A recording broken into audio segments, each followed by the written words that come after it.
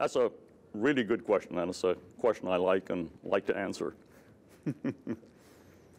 So the standard way that art is thought of is that it's a luxury. And if you've got in mind symphonies, you need some extra time in order to go off for an evening to a symphony hall concert. If you're thinking of, easel paintings, you need some time to go to the art museum or go to a gallery or something like that.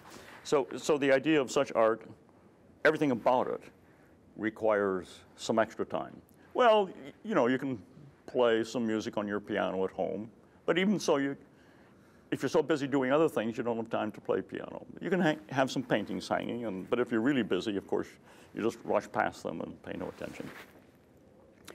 So one of my arguments has long been that this is a deeply mistaken understanding of art. I had an awakening experience that made that clear to me. When I was a young professor teaching philosophy of art for our department, I taught the standard thing. The art I had in mind when teaching was concert hall art, museum art, poetry, reading room art, and so forth. I was then one Saturday afternoon sitting in my living room in Grand Rapids, Michigan, listening to the University of Michigan radio station. The U of M radio station on afternoons typically played classical music. But on this afternoon, the announcer said that he was going to play work songs, songs that were sung while working. So I listened for about 15, 20 minutes, fascinated by these work songs. And then suddenly, some cognitive dissonance erupted in me. I thought, now wait a minute. I've believed, and I basically told my students, that art takes leisure. And that's the way I've been listening to these work songs. I'm spending leisure time in my living room. But that's not how they were meant to be used. They were meant to be used while working, not at leisure, but while working. So it took me a long time to figure out what to do with that.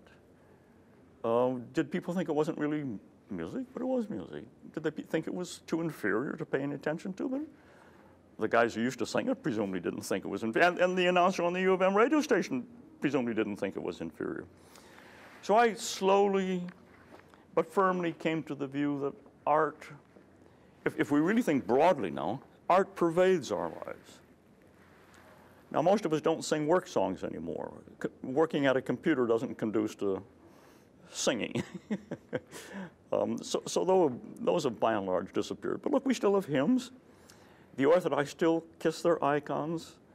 There's still memorial art. Every city is chock full of memorial art. There's social protest art and so forth. So when you have an expanded view of art, then it becomes clear it's some sort of human necessity. People break out into art, I say. They don't just need expensive leisure, but they find it indispensable.